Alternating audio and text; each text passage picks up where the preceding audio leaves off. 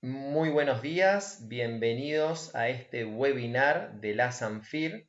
En este caso vamos a hablar sobre patologías de hombro en el consultorio de fisiatría y vamos a tratar de volcar nuestra experiencia en estos últimos 20 años sobre patologías de hombro que vemos frecuentemente en nuestro consultorio. El hombro es sin dudas una de las causas más frecuentes de consulta en nuestro consultorio. Si tuviéramos que decir en el orden de frecuencia, nombraríamos a la patología de rodilla, muy cercana la patología de columna, y en tercer lugar de frecuencia de consultas tenemos la patología de hombro.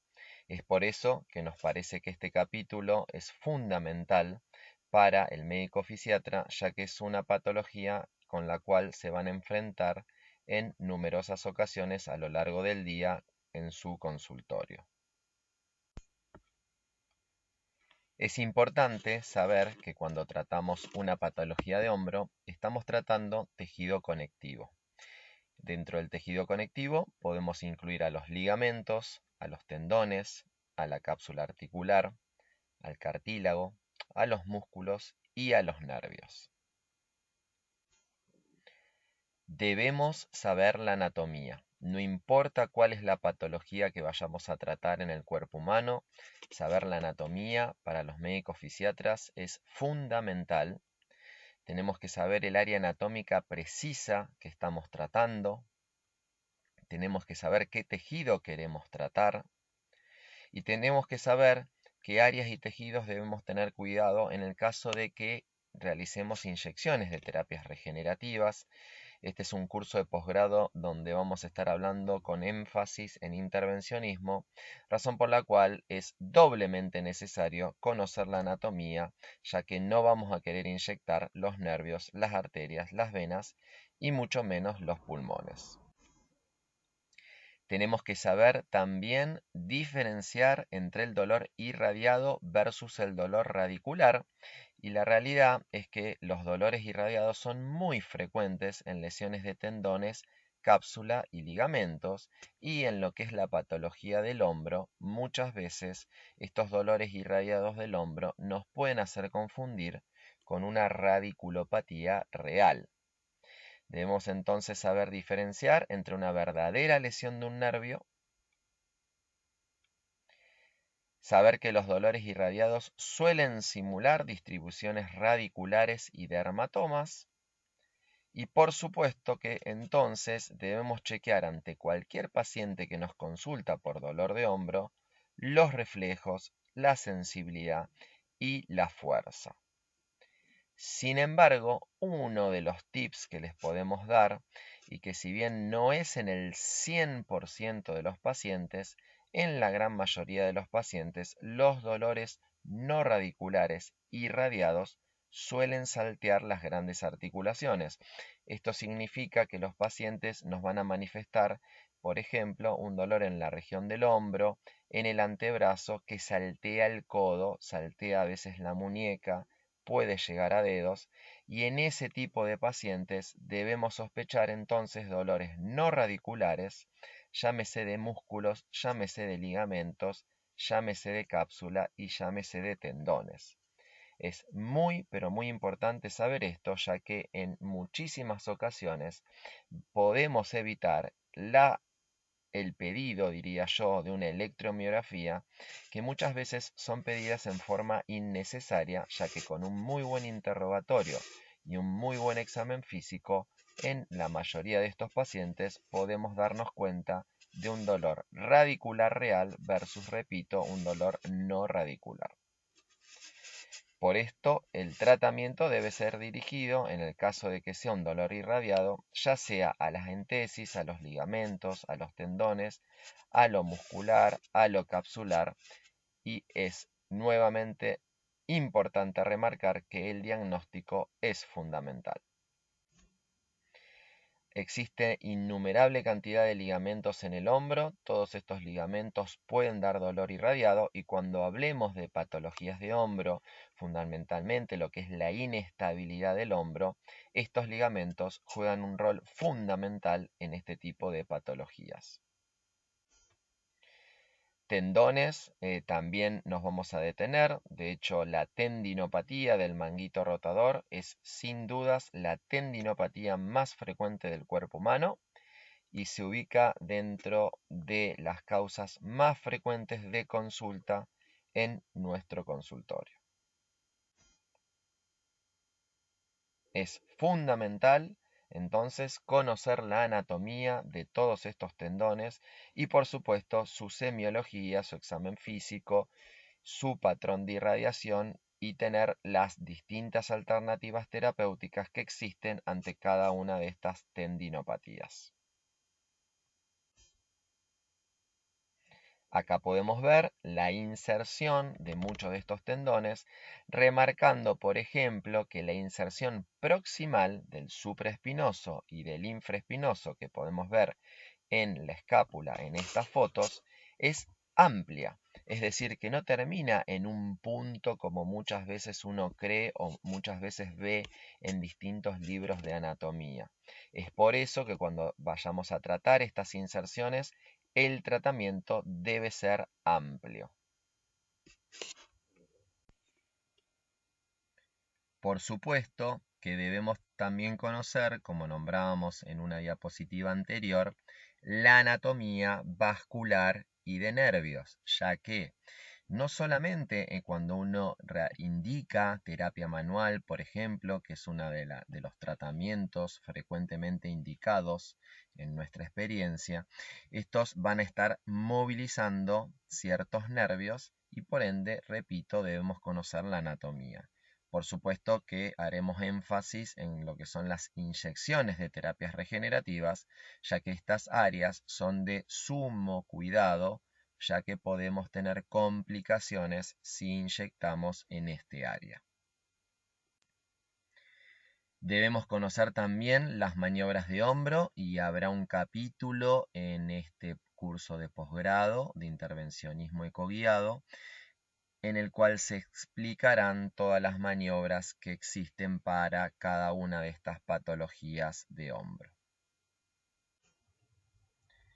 Dijimos, debemos saber la anatomía, saber el área anatómica precisa que estamos tratando y puede ser repetitivo, puede ser cansador que uno vuelva a decir de que debemos saber la anatomía, pero si no dejamos este mensaje muy claro, es muy probable que no hagamos el diagnóstico correcto y peor aún, no realicemos el tratamiento que corresponde en cada uno de los pacientes.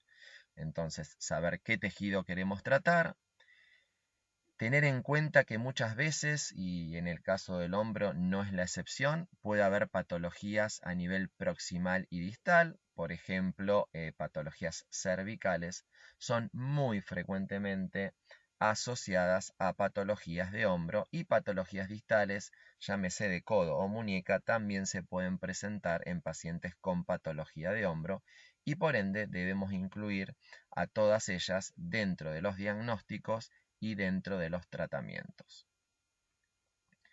Saber entonces, como nombrábamos en las diapositivas anteriores, qué tejidos y áreas debemos tener precaución en el caso de que realicemos inyecciones de terapias regenerativas para no tener una complicación que pueda traer un grave problema a nuestros pacientes. El diagnóstico es fundamental. Sin un diagnóstico correcto, muy pero muy probablemente no realicemos un tratamiento correcto. Saber qué buscar, por ende debemos conocer todas las patologías posibles que pueden dar el problema que el paciente nos consulta. Saber escuchar y darle tiempo al paciente. Es imposible hacer una consulta rápida. Debemos darle tiempo al paciente, debemos darnos tiempos a nosotros para hacer un examen físico correcto. Por ende, tenemos que saber el examen físico, saber explicarle al paciente. Si no le sabemos explicar al paciente, el paciente no va a confiar en nosotros, no va a cumplir con las indicaciones.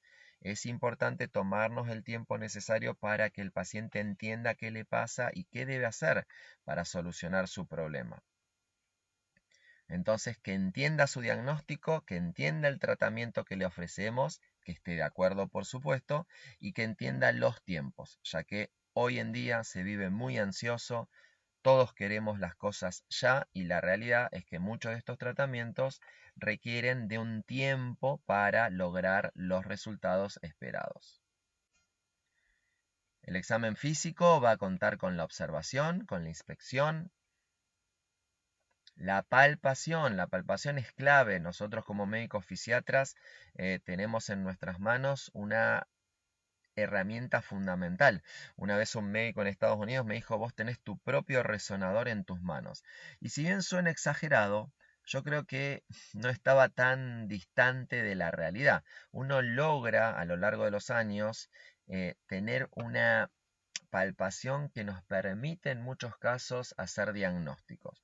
Sí es fundamental remarcar acá que la palpación es algo que no recomiendo realizar al principio del examen físico, sobre todo esa palpación dolorosa, ya que esa palpación dolorosa va a generar en nuestros pacientes que el resto de las maniobras provocativas que ya hablaremos sean más dolorosas de lo que ya son de por sí. Entonces la palpación la suelo reservar como última parte de mi examen físico.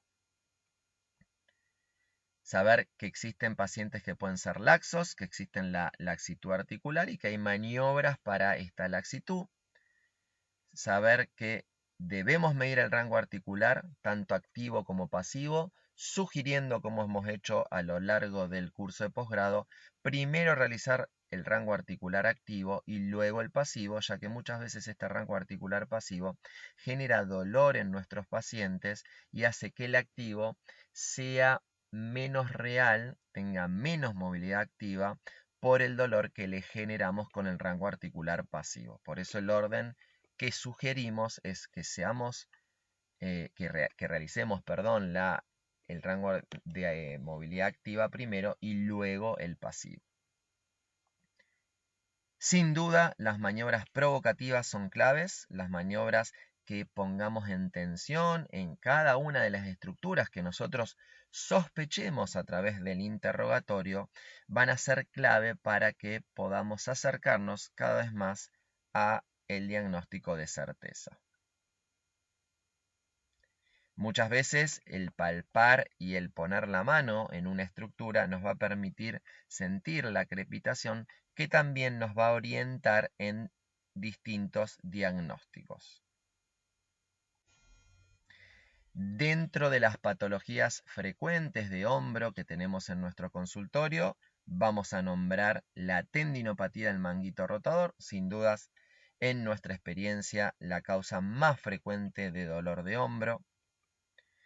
La artrosis acromioclavicular, la artrosis glenohumeral, la capsulitis adhesiva, la pseudocapsulitis adhesiva, la lesión del labrum y después también tenemos la inestabilidad anterior o multidireccional de hombro, la entesopatía, que es la tendinopatía insercional en la escápula, el síndrome de dolor miofacial y también tener en cuenta los dolores irradiados de columna cervical u otras regiones. El síndrome de dolor miofacial, todos sabemos que le debemos su descubrimiento, por así decirlo, a la doctora Janet Travell y al doctor David Simons, los cuales junto con Louis Simons escribieron 2 libros de dolor miofacial y disfunción, los cuales son muy recomendables tener, independientemente de que el tratamiento que estén en esos libros pueda estar de alguna manera desactualizado en parte, porque no lo está en su totalidad. Son libros que desde la anatomía, desde la explicación de la ergonomía, desde la función, nos dan un montón de aportes y conocimientos que recomendamos leer. Acá podemos ver cómo el infraespinoso y su dolor miofacial generan dolor fundamentalmente en la región del hombro, pero también pueden simular, como ustedes ven acá, una radiculopatía C5 o C6. El síndrome de los escalenos puede provocar también dolor en el hombro y dolor irradiado, también simulando una radiculopatía, y en este caso también pueden producir síntomas vasculares, ya sea arteriales o venosos. El trapecio, sin duda, uno de los músculos más frecuentemente involucrados en el dolor miofacial.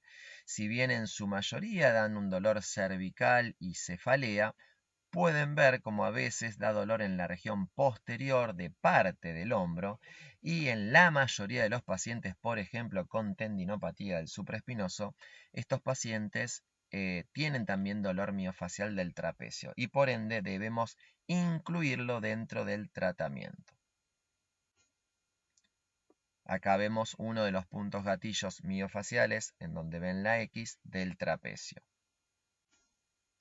El angular de la escápula, otro de los músculos muy pero muy frecuentemente involucrados, el cual también genera una entesopatía insercional en la escápula y debe ser también evaluado y tratado en el caso de patologías de hombro, que en nuestra experiencia, en la mayoría de los pacientes con patología de hombro, observamos dolor miofacial y entesopatía de este músculo y tendón.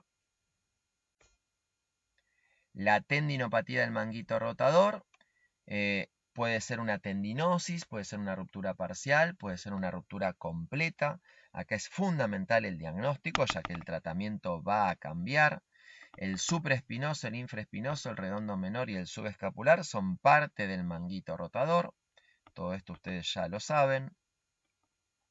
Sin dudas, el supraespinoso es por lejos el tendón del cuerpo humano que más frecuentemente se lesiona y es una de las causas más frecuentes de consulta en nuestro consultorio. La enorme mayoría de los pacientes va a tener un dolor en la cara lateral, difícilmente este tendón de dolor en otra región. Es por eso que pacientes con incluso tendinosis por ecografía del supraespinoso, pero que tienen dolor en cara anterior, sospechen que otra sea la causa del dolor o en todo caso que el supraespinoso sea un dolor secundario y no primario. Este tendón da dolor en la cara lateral en la región deltoidea. Es muy pero muy frecuente que estos pacientes tengan dolor nocturno, es otra de las características de este tipo de tendinopatía. Rara vez es una patología que se origine por un traumatismo, sin embargo, muchos pacientes relatan que comienzan los síntomas luego de una caída, pero es más frecuente en nuestra experiencia el dolor de origen no traumático, ya que es una patología por sobreuso. Está sobrediagnosticado a veces por las imágenes, ya que es muy frecuente cuando realizamos ecografía observar una tendinosis de este tendón que sufre un proceso degenerativo con la edad y no siempre genera síntomas. Es por eso que las imágenes son exámenes complementarios y deben ser tomadas en cuenta dentro de un contexto clínico. Debemos saber las maniobras provocativas de estos tendones. Es fundamental saber que cada uno de estos tendones tiene una maniobra provocativa y por ende nos hace sospechar el diagnóstico. La ruptura del supraespinoso tiene quien lo pueda salvar y acá quiero hacer la salvedad de que no todo paciente, sobre todo de pacientes añosos, que tengan una ruptura completa del supraespinoso van a ir a cirugía. Por suerte tenemos otros tendones y el infraespinoso es el gran salvador de este supraespinoso, ya que comparte alguna de las funciones del supraespinoso y tenemos muchísimos pacientes que han tenido una ruptura completa del supraespinoso y sin embargo tienen una calidad de vida, podríamos decir normal, que pueden realizar todas sus actividades de la vida diaria. La ecografía es el método de confirmación diagnóstica, teniendo en cuenta que es un estudio que es aparato y médico dependiente. Es fundamental contar con un equipo de una tecnología que nos permita ver en detalle el supraespinoso y que este estudio sea realizado por un médico con experiencia en ecografía musculoesquelética. La resonancia magnética la solemos pedir ante otro tipo de patologías que vamos a ir nombrando a continuación. Debemos descartar patologías asociadas, ya que muchas veces la patología del manguito rotador se asocia, por ejemplo, a dolor miofacial, a lesiones del labrum, a lesiones de la región cervical, y por ende debemos hacer un examen físico completo y un diagnóstico completo, en el cual muchas veces existen múltiples diagnósticos. Debemos prestar atención al déficit de rotación interna.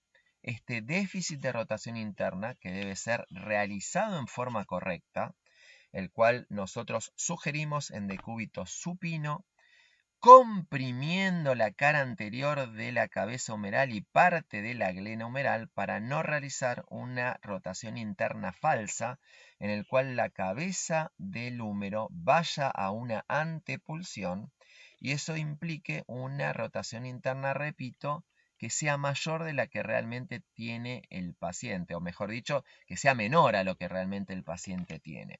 Y estos déficits de rotación interna, si nosotros no lo trabajamos previamente, disminuye en forma considerativa los resultados de la rehabilitación y de las terapias de inyecciones regenerativas. La proloterapia, de hecho, el plasma rico en plaquetas, tienen excelentes resultados de ser aplicados a pacientes indicados con la dosis y técnica correcta. Se puede realizar con ecografía, que es nuestra recomendación, pero también se puede realizar con guía anatómica. La artrosis acromioclavicular es otra de las patologías que vemos en nuestro consultorio. Puede ser en este caso sí traumática y también puede ser por sobreuso. Tienen dolor en la cara anterior, que suele ser localizado. El paciente generalmente nos relata dónde le duele y pone el punto en la articulación acromioclavicular, más allá que pueda generar dolor irradiado en una zona un poquito distante a la articulación acromioclavicular. En caso de que sea por un traumatismo, tener en cuenta la luxación acromioclavicular y fundamentalmente los ligamentos que se lesionan ante una luxación acromioclavicular, ya sea los ligamentos coracoclaviculares, acromioclaviculares, acromiocoracoides, es decir, todos los ligamentos que van del acromion a la clavícula y a la apófisis coracoidea deben ser tenidos en cuenta. La radiografía es muy importante como examen complementario. La ecografía también nos puede dar información, resonancia en algunos casos y tener en cuenta las patologías asociadas que puedan estar involucradas.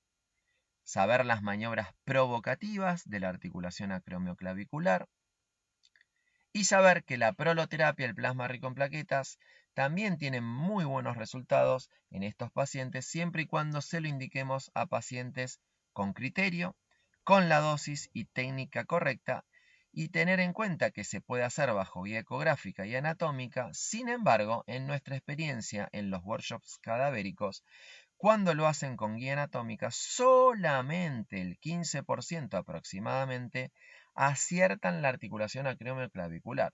Esto llama mucho la atención ya que es una articulación muy superficial y por ende es muy pero muy importante que la inyectemos en forma correcta. La artrosis glenumeral es otra de las patologías que vemos en nuestro consultorio. Es una lesión que generalmente es por sobreuso. Hemos visto carga genética, antecedentes traumáticos, antecedentes de una NOA y antecedentes de fractura como algunos de los factores desencadenantes de la artrosis glenumeral.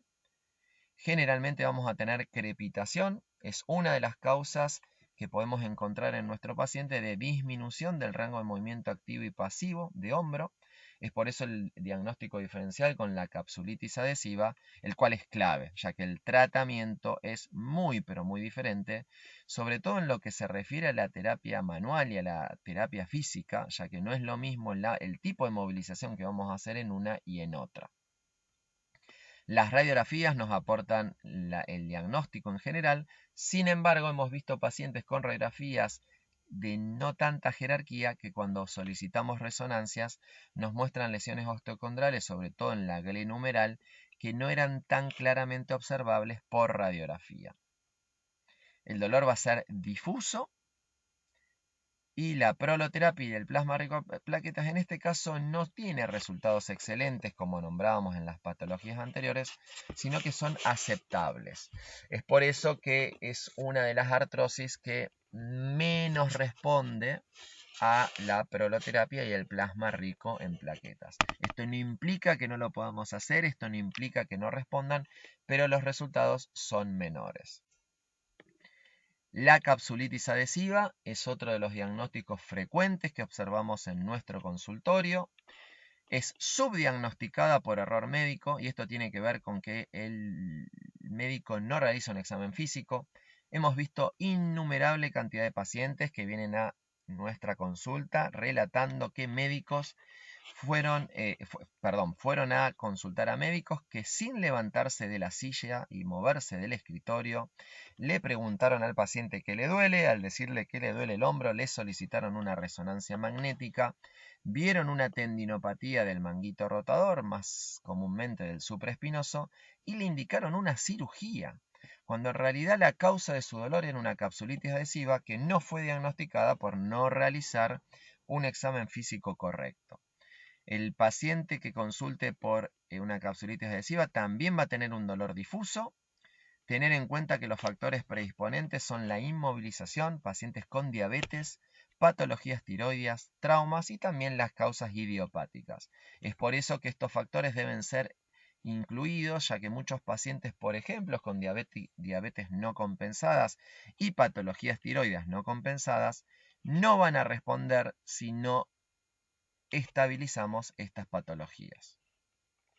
Estos pacientes van a tener una limitación del rango de movimiento activo y pasivo en todos los rangos articulares, esto es de remarcarlo, a predominio de las rotaciones.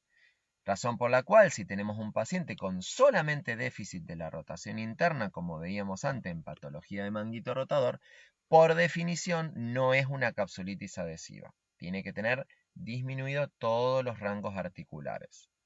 El diagnóstico es clínico fundamentalmente, imágenes que colaboran, radiografías para descartar otras patologías y una artrorresonancia magnética puede confirmar el diagnóstico. Sin embargo, no la recomendamos pedir a menos que tengamos dudas, ya que una artrorresonancia magnética implica una inyección de gadolinio y una irritación de esa cápsula que ya está de por sí inflamada e irritada. La pseudocapsulitis adhesiva, como bien su nombre lo dice, no es una capsulitis adhesiva. Tiene limitación del rango de movimiento activo y pasivo, pero a predominio de la rotación externa. ¿Por qué es esto? Porque vamos a sentir diferente a la limitación de déficit de rotación externa. Vamos a hacer el diagnóstico diferencial con patologías del labrum, con capsulitis adhesiva y con artrosis glenohumeral. Todas estas con tratamientos diferentes. Generalmente se da por un dolor miofacial, y esto lo describe muy bien Travelli Simons, del músculo subescapular, dorsal ancho, pectoral mayor y menor, como los músculos más frecuentemente involucrados. La terapia manual va a tener resultados mucho más rápidos que la capsulitis adhesiva, y en realidad es fundamental entonces el diagnóstico diferencial. Es real que a veces es difícil en la primera consulta y insisto, aquellos pacientes que con terapia manual tienen muy pero muy buen resultado, en forma rápida, diría yo, es muy probable que haya sido una pseudocapsulitis adhesiva. De hecho, la terapia manual es la principal indicación en estos pacientes, en tanto que en la capsulitis adhesiva, que habíamos nombrado en la diapositiva anterior, el tratamiento que indicamos es en un principio terapia manual, pero en algunos pacientes que no responden sugerimos la hidrodistensión de la cápsula, que nos da excelentes resultados siempre y cuando hagamos una movilización inmediata posterior y también hagamos terapia manual luego del procedimiento, es decir, no le puede escapar a la rehabilitación más allá de que hagamos la hidrodistensión. La inestabilidad multidireccional es una patología que en este caso está subdiagnosticada, ya que muchos médicos no la conocen. Se da generalmente en pacientes laxos a predominio femenino. Van a tener un dolor difuso, rara vez es traumático, aunque hay que diferenciarla de la inestabilidad anterior de hombro. Esto es muy, pero muy importante que lo tengamos en cuenta, ya que estos pacientes van a tener, como su nombre lo dice, una inestabilidad solamente anterior. En este caso sí se da en pacientes que tuvieron un traumatismo, fundamentalmente una subluxación o luxación anterior de hombro, pero también la inestabilidad anterior se da en pacientes que ponen a ese hombre en una situación anterior, por ejemplo el vóley, por ejemplo el béisbol, los lanzadores. Debemos saber la maniobra de aprehensión y de relocación, ya que estas dos maniobras nos hacen sospechar y casi confirmar, diría, este tipo de diagnóstico. Sin embargo, la artrorresonancia magnética de hombro nos va a confirmar la inestabilidad del hombro, ya sea multidireccional o anterior. Dentro de los tratamientos, una opción puede ser la proloterapia del plasma rico en plaquetas. Sin embargo, en mi experiencia, estos pacientes mejoran, pero rara vez uno puede lograr una estabilización completa. Tengamos en cuenta que el hombro de por sí es la articulación más móvil e inestable del cuerpo humano. Y si a eso le sumamos pacientes hiperlaxos, no es tan sencillo lograr una estabilización completa. Sin embargo, el realizar este tratamiento junto con un tratamiento completo de rehabilitación que incluya ejercicios propioceptivos, ejercicios de estabilización de la cintura escapular, en el caso de pacientes con disquinesia escapulohumeral, que esto se presenta en realidad en muchas de las patologías de hombro, si logramos que un kinesiólogo con experiencia trate a estos pacientes, los resultados van a ser muy aceptables. Como decíamos anteriormente, entonces, los ejercicios de propiocepción y estabilización de la cintura escapular y evitar posturas que provoquen la situación de inestabilidad van a ser parte fundamental del tratamiento. La lesión del labrum es otra de las patologías que frecuentemente vemos en nuestro consultorio. La mayoría de estos pacientes va a tener dolor en la cara anterior. Generalmente son lesiones traumáticas, pero también vemos muchas lesiones por sobreuso. Esto es muy, pero muy frecuente también verse en el consultorio. Va a estar asociado en muchas de estas ocasiones a tendinopatía del bíceps. Muchas veces vemos pacientes que nos consultan por que un médico le diagnosticó una tenosinovitis bicipital y en realidad esa tenosinovitis bicipital es secundaria a una patología del labrum. Debemos saber las maniobras provocativas para el labrum. La artrorresonancia magnética también en este caso es confirmatoria. Tenemos que tener cuidado con solo tratar el manguito rotador, y a esto me refiero de que muchas patologías de manguito rotador se asocian a lesión del labrum y debemos incluirla dentro de los tratamientos que realicemos a este tipo de pacientes. La rehabilitación es sin duda mi primera indicación, incluyendo también ejercicios propioceptivos y de fortalecimiento, y en el caso de los pacientes que no responden, la proloterapia, y diría con mayor énfasis acá el plasma rico en plaquetas, suelen tener muy buenos resultados en este tipo de pacientes. Sin embargo, hay pacientes jóvenes con lesiones labrales muy complejas que requieren de cirugía. Esto es lo que decíamos anteriormente, repito, lesiones labrales complejas que no responden a estos tratamientos, la indicación quirúrgica es una opción. Dentro de las entesopatías, tener en cuenta que la mayoría se da en la cara posterior, como nombrábamos por ejemplo en el angular del omóplato y el infraespinoso. Son lesiones por sobreuso, lesiones por mala postura. El dolor miofacial va a estar en la enorme mayoría, si no en todos diría yo, asociado. El trapecio, el angular del omóplato, el romboides, el infraespinoso son los más frecuentes. Tener en cuenta la entesopatía del deltoides, que muchas veces tiene dolores miofaciales, y la fascia en patologías de manguito rotador, y debemos incluir dentro del tratamiento. Y también es muy frecuente ver pacientes que mejoran, por ejemplo, con medicina regenerativa, la imagen y la clínica del manguito rotador, y sin embargo les persiste cierto dolor, que muchas veces son estas áreas que debemos tratar para tratar de completar el tratamiento en estos pacientes. Entonces, tratar la entesopatía en el caso de que existiese, y corregir la biomecánica y la ergonomía de nuestros pacientes.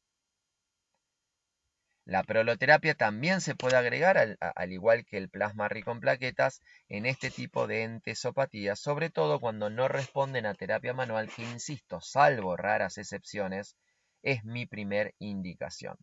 Se pueden realizar tanto por guía ecográfica como por guía anatómica, con las ventajas y desventajas de cada una de estas.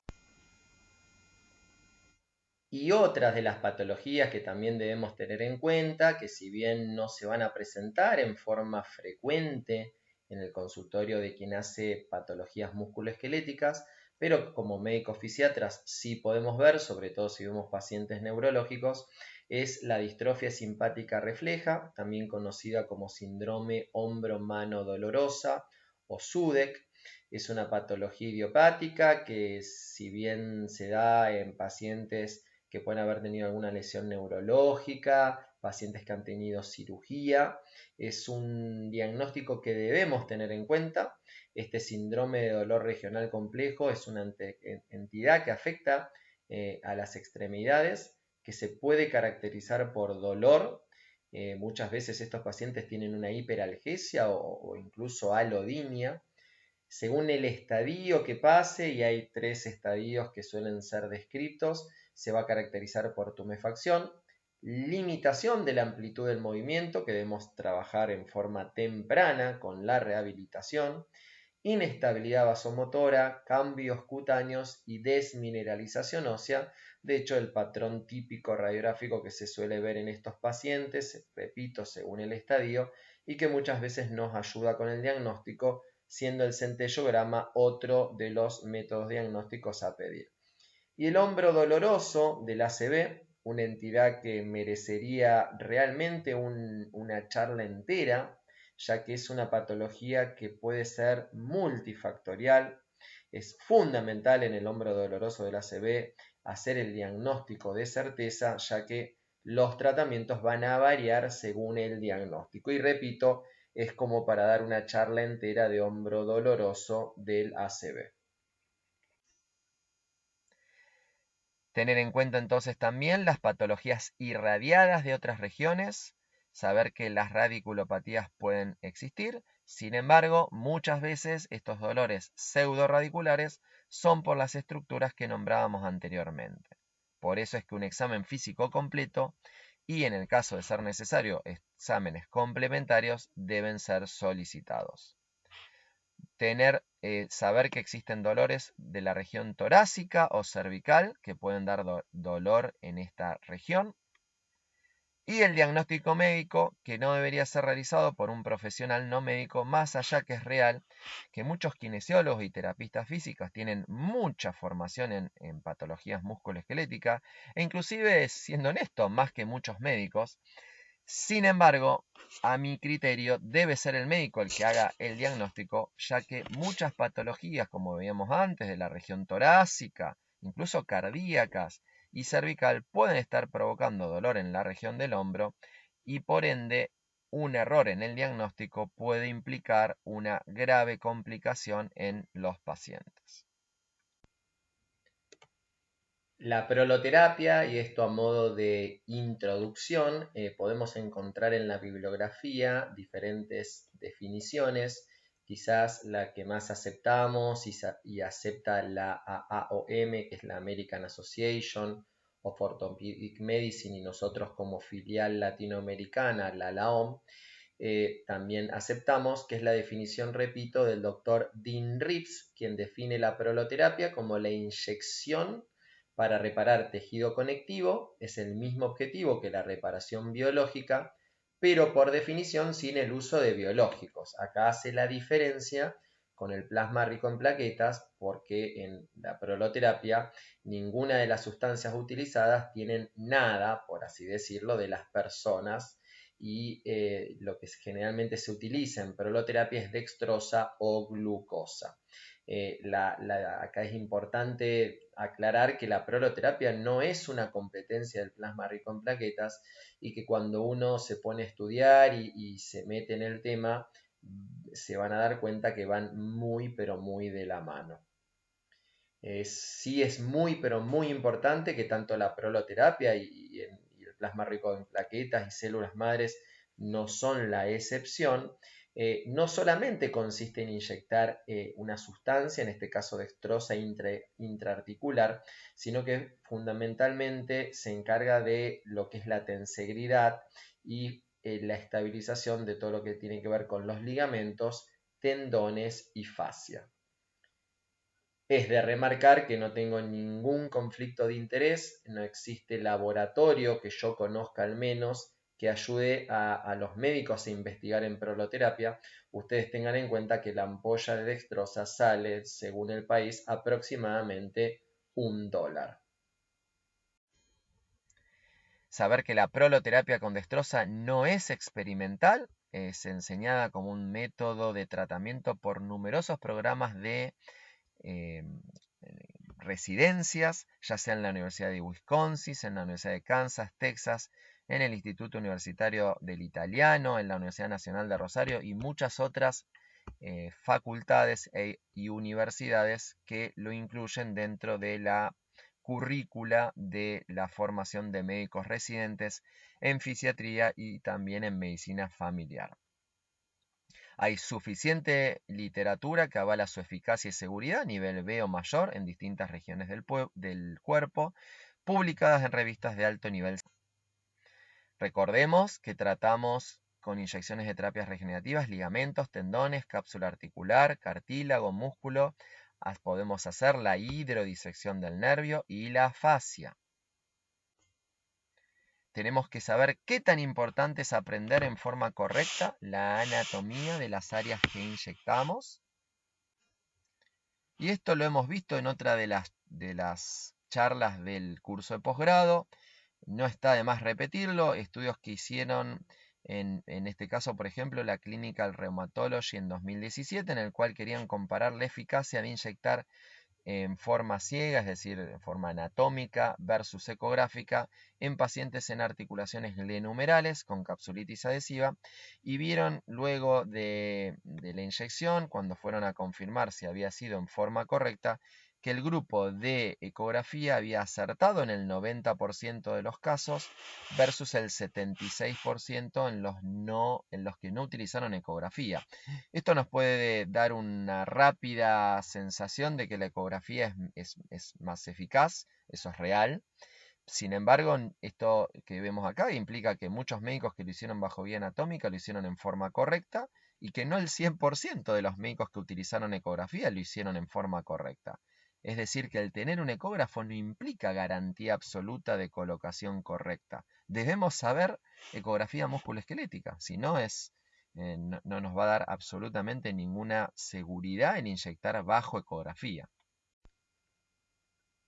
Este es otro trabajo que también podemos ver en donde comparaban la eficacia de la inyección intraarticular de rodilla y hombro ecográficamente versus guía anatómica. Y podemos ver números muy semejantes al trabajo anterior, en el cual los que lo hicieron bajo guía ecográfica acertaron en el 92,7% de los casos versus el 77,9% del grupo de los médicos que lo hacían bajo guía anatómica, mostrando un poco lo que explicábamos antes, que la ecografía da más posibilidades de acertar donde queremos inyectar, pero no implica garantía absoluta y no implica que el tener el ecógrafo es el ecógrafo el que va a hacer el procedimiento.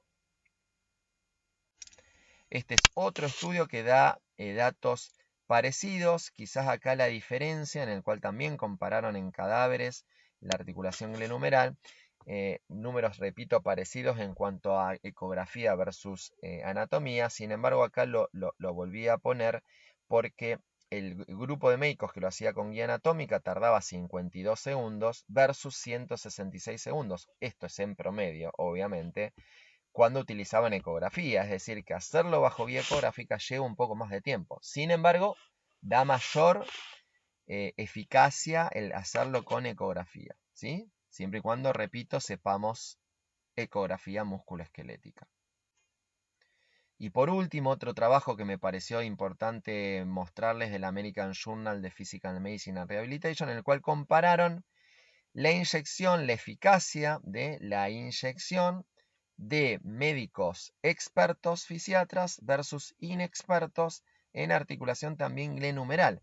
Fíjense que el grupo de inexpertos solamente acertó en el 37,6% de las veces que lo realizó versus el 64,6% de los expertos.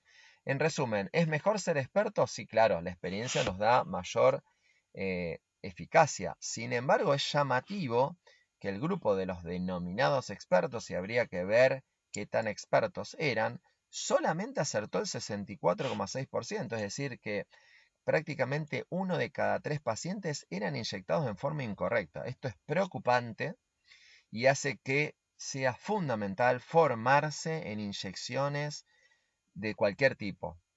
Si vamos a hacer inyecciones de terapias regenerativas o cualquier otro tipo de inyección, debemos saber la anatomía, debemos saber la técnica de infiltración, debemos saber ecografía y debemos saber cómo utilizar ese ecógrafo para realizar esa inyección en forma correcta. Si no, vamos a fracasar en el tratamiento.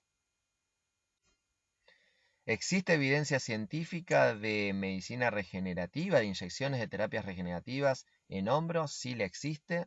Yo voy a pasar rápido estas diapositivas, ya que las pueden observar y después buscar en PubMed. Todos estos trabajos los pueden, repito, buscar en PubMed. Algunos de ellos los van a encontrar en forma completa y otros van a obtener solamente el abstract. Sin embargo, pueden entrar en las revistas en los cuales ahí pueden llegar a conseguir este tipo de trabajos.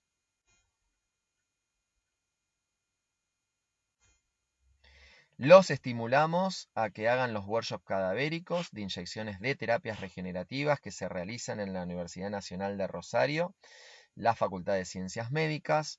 Son workshops completos donde se educa a los médicos en diagnósticos diferenciales, patologías musculoesqueléticas, alternativas terapéuticas que vamos a enseñar con ecografía, inyecciones con colorante y disecciones de especialistas para aprender la anatomía real, ya que vemos que muchas veces los libros no nos muestran lo que realmente pasa realmente, vuelvo a repetir la palabra, en los pacientes. Hacemos también workshops con pacientes, les dejamos nuestros datos para pedir información. También los invitamos al congreso online de la LAOM, que va a ser iba a ser, perdón, en Victoria, presencial, pero con esta situación de la pandemia hemos decidido hacerlo en forma online, en los cuales muchos de los médicos de la Sanfir van a formar parte de este programa. Y repito, los invitamos a que se inscriban en este congreso online.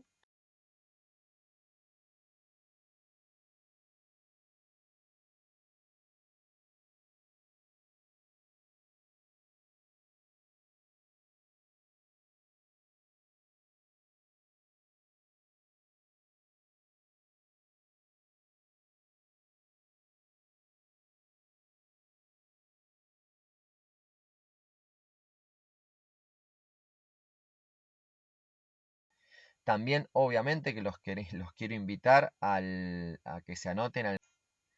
Seguramente tendrán preguntas y agradecerles por la atención que nos han brindado a lo largo de esta charla. Muchas gracias.